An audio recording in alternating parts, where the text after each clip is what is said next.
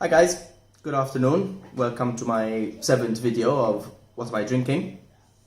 Today I've got a slightly different wine. Today I went for a Nero by the famous producers Planeta. So this is called Plumbago. It's a single vineyard, Nero meaning that they've produced it from one single vineyard in Sicily, not from a variety of vineyards. And it's made from a single variety, meaning it's made from just 100% Nero d'Avola grape.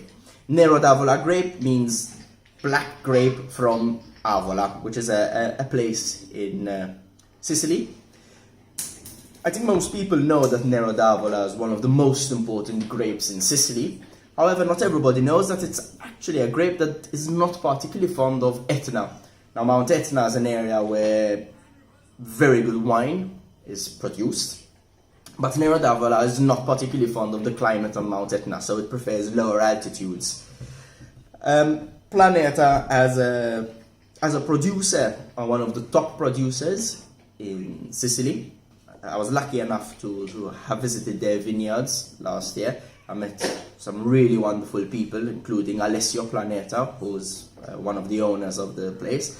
And I think their character and their joyfulness comes out in the wine. At least that's how I feel. The warmth of their character comes out in the wine as well. Planeta as a company started pretty way back, I think somewhere around the 1900s. And what's interesting to know is Giacomo Takis, who is one of the founders of Super Tuscans. I mean, Tignanello, Solaia, Sassicaia, Antinori. I think he was an enologist with Antinori as well.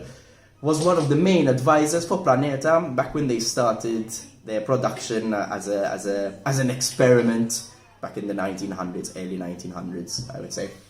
So this particular Nero d'Avola is not the top of the range, so it's I would say entry to medium level range, not a particularly expensive wine.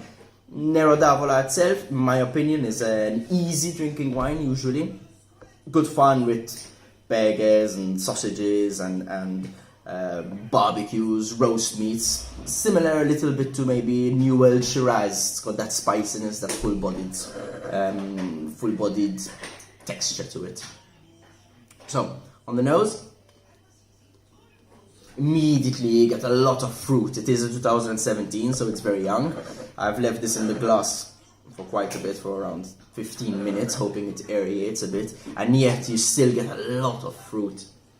Extremely juicy, dusty, a little bit dusty as well. I would say dusty cherry, plum, definitely plum, blackberry, a lot of juice.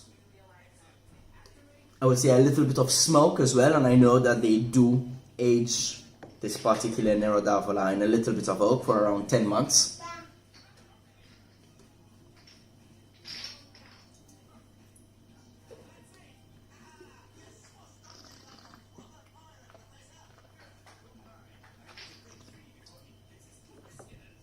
Lovely, exactly like on the nose.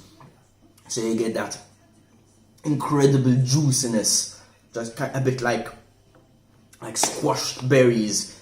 When you burst berries in your mouth, that beautiful round juiciness, the high acidity, the fruitiness of it. That's really nice. The color itself shows that it's young. It's a very purple color. It's like they've just burst the berries and bottled it. So it's a very supple wine. I get this warm feeling when I drink it, a bit of this warm fuzzy feeling when you have this comfort food. So I'd call it maybe a comfort wine. Really, really enjoyable, really nice.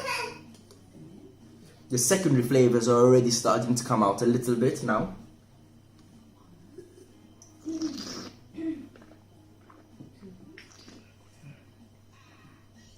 There's something savory about it that keeps you wanting to go back for more. A bit of chewing tobacco, so it's got a little bit of spice, slightly floral, some jasmine maybe, a little bit. The tannins are there, but very well integrated tannins. The acidity is medium acidity. It's not too high, but it's nice. It's there. It keeps it fresh. As I said, it's just like the best berries. That's lovely. And to be honest, for the price I bought it at, it really is a steal. I can imagine having it with burgers, a nice juicy burger. That would be amazing. I think I'll have to change what we're having for dinner tonight. This is really, really nice. It's also a little bit creamy, velvety. You've got that silkiness to it. That probably comes from the MLF, so the malolactic fermentation. So first they actually ferment Nero d'Avola in stainless steel vats, and they perform MLF, which is this malolactic fermentation, where they convert malic acid into lactic acid. And what happens over there is they make the wine slightly creamier, slightly softer, and it's an extremely soft, enjoyable wine. I think it's a wine that can be enjoyed now.